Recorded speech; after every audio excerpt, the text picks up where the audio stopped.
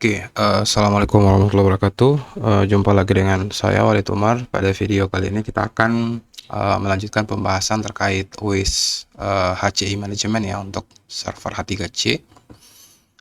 Jadi kita akan coba tes untuk login ya.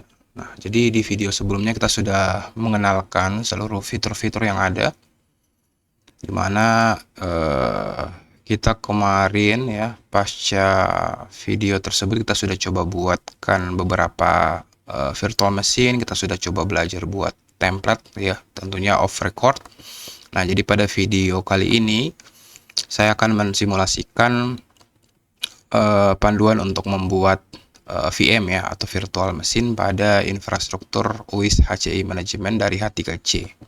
Jadi caranya cukup mudah, kita masuk ke LVM. Oke, terus kita masuk ke cluster kita. Nah, di sini kita bisa add ya, kita bisa tambahkan.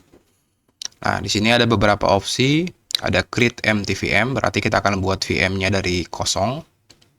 Atau kita bisa buat mendeploy ya, VM-nya dari template, ataupun kita juga bisa mengclone ya VM-nya dari mana, ataupun kita bisa import ya file VM-nya yang biasanya kita migrasi dari Proxmox ataupun migrasi dari HCI lainnya seperti VMware dan lain sebagainya ya. Atau kita juga bisa import dari OVF ya, Open Virtual Format.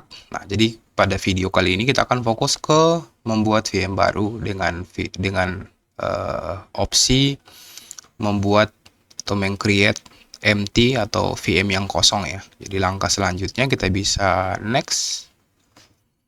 Oke, di sini kita bisa beri nama VM ya, sama kayak kita pakai VirtualBox ataupun kita pakai VMware Workstation. Di sini kita ganti nama VM. Misalnya belajar HCI. Terus di sini juga kita bisa tambahkan deskripsi belajar HCI. Nah, di sini kita bisa pilih grup ya. Kita bisa pilih hostnya.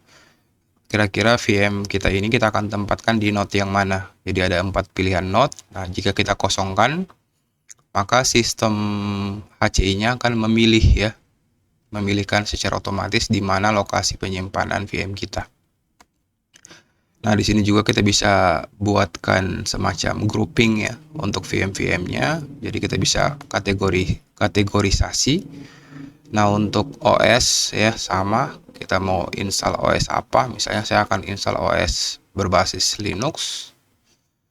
Terus di sini kita akan coba Linux Ubuntu ya 64 bit. Terus jenis VM-nya itu standar ya. Kalau standar kita dapat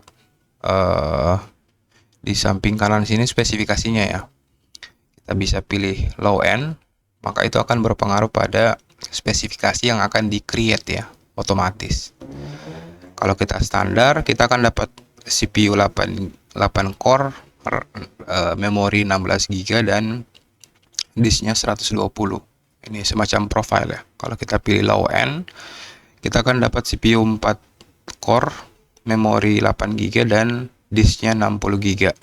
Kalau high end tentunya lebih besar lagi. Jadi mungkin kita akan pilih yang bagian low end. Kita bisa next. Nah, di sini advance-nya, jadi kita bisa custom lagi ya. Misalnya kita mau CPU-nya tidak perlu terlalu besar, RAM-nya cukup 4 GB. Terus ini untuk settingan networknya kita abaikan ya, kita biarkan default menggunakan vSwitch ya yang ada. Terus untuk disk size-nya kita bisa perbesar ya, atau kita bisa juga menggunakan disk yang sudah ada ya. Kita bisa type-nya new file. Terus di sini CD-ROM-nya ya, tentunya kita akan memasukkan file ISO yang akan kita gunakan untuk melakukan proses instalasi. Oke, kita akan cari ya ISO-nya. Nah, ini bisa kita lakukan belakangan sebenarnya. Oke, image file. Nah, jika sudah, kita bisa finish.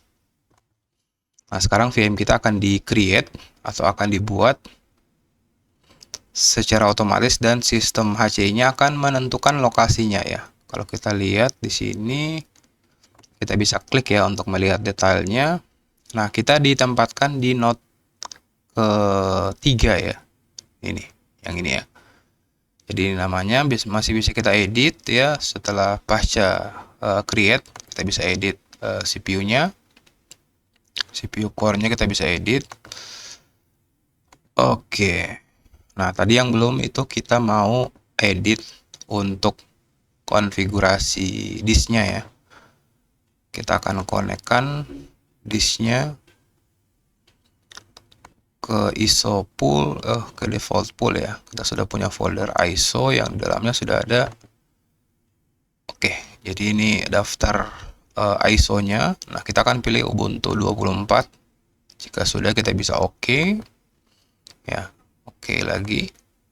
Terus oke, di sini sudah successful. Kita bisa close dan kita bisa langsung menjalankan VM kita ya. Kita bisa start. Oke. Dan itu adalah proses untuk melakukan proses deployment sebuah VM yang kosong ya. Kita bisa lihat sekarang statusnya sudah running ya. Sudah running dan informasi lainnya di sini kita bisa shutdown, kita bisa power off, kita bisa edit konsol, kita bisa langsung clone, migrasi, kita mau pindah bisa. Kita bisa snapshot dan more action lainnya ya. Kita bisa buat menjadi template, kita bisa backup sistemnya. Nah, di menu yang di bawah kita juga bisa melihat performance monitornya ya, dari CPU, dari memori, dari throughput, disk I/O dan lain sebagainya. Oke, ini backup manajemen. Kalau konsol bisa masuk di sini. Oke, ini tampilannya ya. Nah, jadi kalau di sini kayaknya kurang jelas ya, kurang terlalu kecil. Jadi kita bisa masuk ke web page ya. Oke, nanti dia akan bukakan sebuah window baru dan kita bisa langsung memulai proses instalasi. Oke, jadi proses instalasinya bisa kita lakukan seperti biasa ya. Jadi mungkin proses instalasinya akan berjalan 10 sampai 15 menit untuk instalasi Ubuntu server.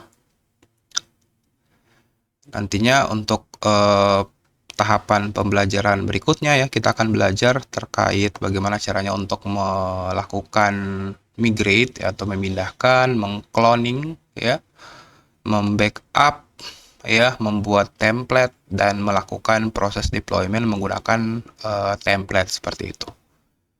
Jadi saya rasa sekian video kali ini, semoga video kali ini bermanfaat ya. Mohon maaf atas segala kekurangan. Nah, untuk ini kita bisa install seperti biasa ya. Kita bisa enter.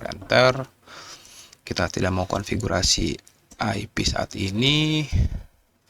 Ini pemartisian ya. Umumnya sama ya. Ketika kita install